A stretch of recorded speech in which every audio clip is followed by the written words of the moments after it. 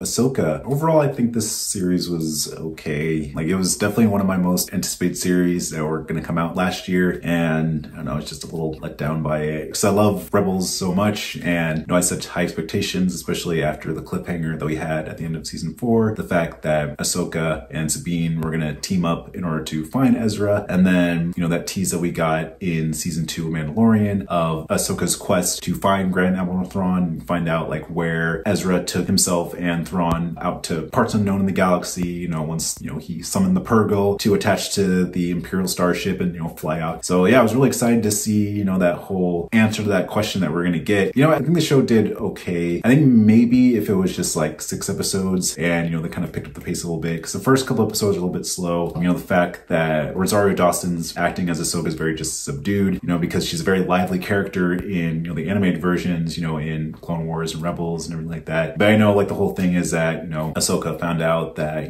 she just lost Anakin to the dark side and that, he became Darth Vader, and then he was killed. So she's very like subdued, she's kind of closed off from the Force, wants to turn away from it, doesn't really want to, associate herself with it, and then we also kind of got that teaser in Book of Boba Fett where she meets up with Luke Skywalker and they're kind of like discussing, the problematic relationships that they have with Anakin / Darth Vader and everything like that, and, not wanting to confront the past. So I understand why she's more reserved in her emotions, but I guess it wasn't really an excuse to have her acting just be flat. She can still be a dynamic character even though she's trying to be more reserved and things like that. So yeah, I'm kind of like, I don't know, back and forth on that. I'm glad we finally have it in episode 5, which, yeah, probably one of the best episodes. I know they were kind of like trying to pull at the heartstrings with having Hayden Christensen return as Anakin Skywalker. So I know they're trying to like, pull a fast one of like, have our like nostalgia glasses on and think like, oh my gosh, this is such a great episode because Hayden Christensen is back as Anakin Skywalker, which is fine. And I think it was really, really cool. I think having those flashbacks of young Ahsoka, with Anakin in the Clone Wars is really cool, even though we don't really get to see much. It was just kind of like cloudy backgrounds. So it's kind of like, okay, they're probably on a sound stage and they're filling the set with,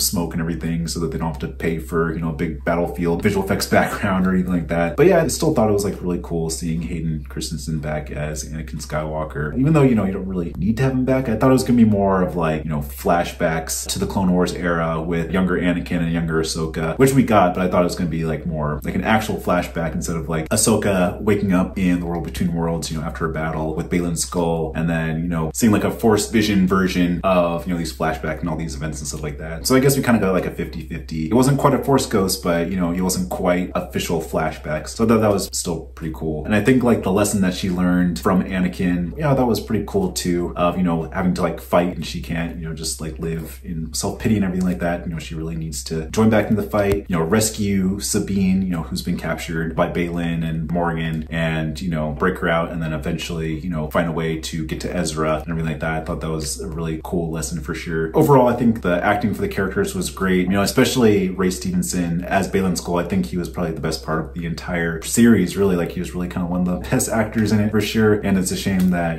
he ended up passing away and that we won't be able to see him more in Ahsoka season 2, because I know we're getting a season 2. So I have a feeling they're probably just going to recast. I really hope they don't do like a CGI recreation like they did with Tarkin in Rogue One or Princess Leia in Rogue One as well. I really hope they just recast the role with a fantastic actor. So yeah, we'll see how that goes. But yeah, I thought he was great. I thought Mary Elizabeth Winstead as Hera was great. She's definitely on par with, the Hera that we got in Rebels. I thought Sabine was okay. The actress Natasha Leo Bordizzo I thought was really cool, but I think just like the way she was written was just kind of bizarre. The fact that she became Ahsoka's apprentice, I really thought they were just gonna be more like partners in crime, trying to find Ezra, but it's like, oh no, Ahsoka's teaching Sabine how to become a Jedi. Like, oh, I didn't even know she was Force sensitive. And, this whole thing of her, trying to like move the cup with her mind and everything like that. And then suddenly at the very end, she's able to, force push Ezra across the platform onto the ship after they, rescue him and everything like that. It's like, what's going on right here? And I know the whole thing with like George Lucas saying that, everyone is technically Force sensitive. There's more who have a higher midichlorian count than others. All you have to do is really like train and tap into, your connection with the Force, and then, you can become all powerful. But I think she just became powerful way too quickly. It's very reminiscent of like Rey in Force Awakens becoming powerful way too quickly. And,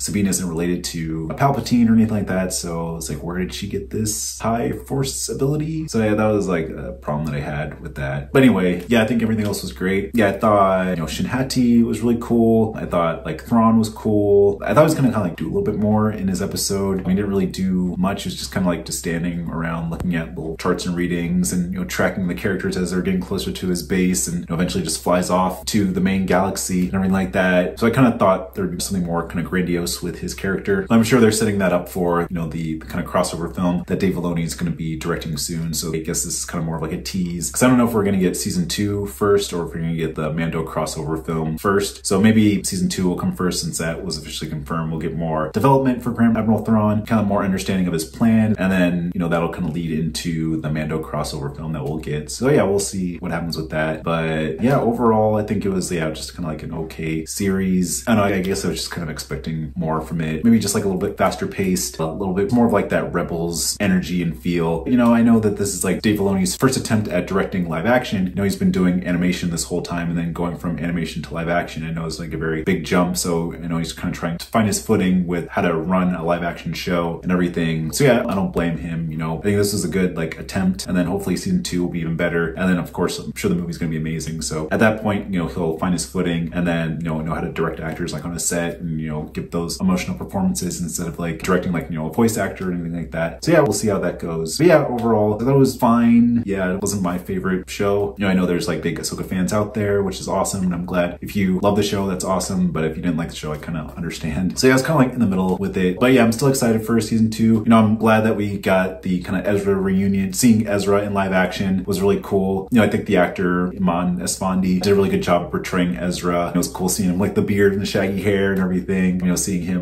older and whatnot. Again, I thought it'd just be like a little bit faster paced. I thought there'd be a little bit more urgency. It's okay, we're finally reunited. Let's get off this planet. But then they're kind of like hanging out with these kind of like crab turtle creatures at that little hut and whatever, riding the giant like wargs around and whatnot. I'm just like, what is this? Like the Ewoks in Return of the Jedi? Like what's going on? But yeah, it was cool like hearing, what Ezra's been doing on this planet this whole time, what Thrawn's been doing this whole time. But yeah, I just thought there'd be a little bit more urgency meeting with him and then getting off the planet. And I thought the finale was really cool too. Yeah, didn't expect Morgan Elsbeth to be a Night Sister and everything. I thought that was really cool twist, and seeing more Night Sisters, using their magic and, resurrecting, different stormtroopers, having that whole army and everything was really cool. And then resurrected Inquisitor Marok, I thought was cool, even though, he gets killed and then turns into green vapor. I thought, oh, okay, I thought they were going to do more with him, but I guess not. So that was kind of a bummer with that. But yeah, so Ezra reunites with Hera and the rest of the rebels to fight against Thrawn and the Imperial Remnant.